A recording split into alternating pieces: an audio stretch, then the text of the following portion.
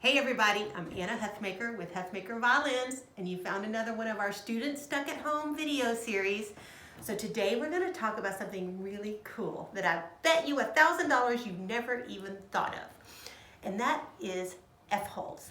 So the front of every violin, viola, cello, and bass has two holes in the front. They're called F-holes, they're called sound holes. And to you, they've probably always looked exactly alike. If you go see a symphony, they probably just look like a whole bunch of the exact same things cut into the top of your instrument. But the truth is, the makers all have very unique individual styles.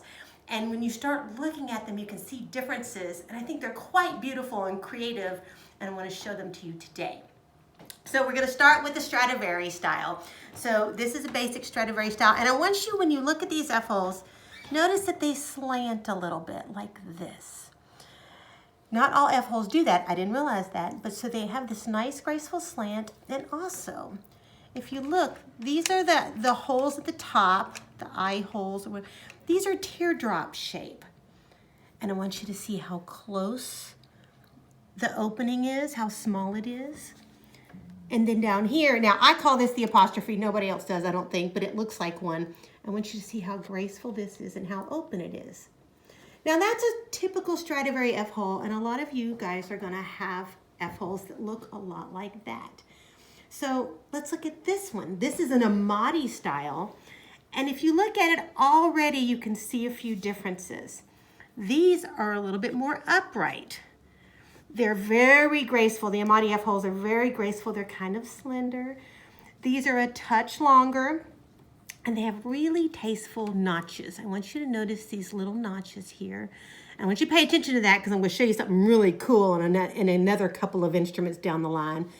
But those, like I said, they're really tasteful. And the holes at the top, again, very teardrop shape. So that's your Amati style.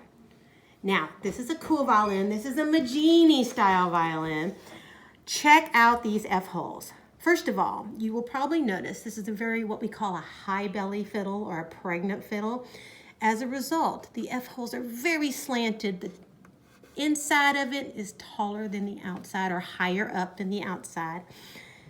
Look at these top holes. Now, do you see how they're round? They're not teardrop shaped at all. These are shorter F-holes, they're upright, and look at these notches. They're getting a little bit bigger. See how they're shaped a little bit more differently?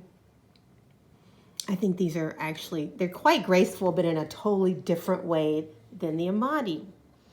Now, those are kind of some of the more normal F-holes you might see. Then we get into some really cool ones. I want to show you some unusual ones. This is a Milanese violin. Now, this falls into the category of totally unique F-holes. We had actually never seen another violin with F-holes like this. We've showed it to several other dealers and experts, and they said the same thing. So don't go out and expect your violin to look at this. But check this out. Look how, first of all, look how big the openings are, the holes here. And then, can you tell on the video that it's like beautifully curved? It's not even a scallop. It's so tastefully carved. And check out these notches. Look at this one. Look at, I mean, it must be a ½ inch long. Completely and totally different than what you would have seen on the Strad or the Amati copy. So those are really, really, really neat. And another thing that falls into the category of super unique F-holes is this violin. So this violin is actually, it's a Derizet, and it's a copy of a 16th century violin. So that's automatically going to make it really a different style than you would see on, say, like an 18th century instrument or a 19th century instrument. Look at these F-holes. Now look how open they are. You don't have that really close fit between the wood there. It's quite open. And look how graceful the curve around is. Down here at the apostrophe, completely graceful. To me, those are beautiful. And look at these notches. Look how wide they are. They're quite shallow, but really wide. Now, it's so neat because, like I said at the beginning of the video, I spent my entire life thinking all F-holes were the same, not realizing that there's such a unique way for a maker to put her or his stamp on an instrument. In fact, a lot of the world experts, that's one of the first things they can look at to identify a maker is the style of that F-hole. I think carving them must take an amount of skill I can't even imagine. I'm not a violin maker, so I wouldn't know. But I hope that this showed you some of the different F-holes that are out there. Now I want you to go open your own instrument and look at your F-holes. Look at the edges. Are they sharp and clean? Are they rounded? Are the openings big or small? Are they teardrop shaped or round? And compare them to your friends. See what theirs look like. I hope you learned a little something about F-holes today. I'm Anna Huthmaker from Huthmaker Violins.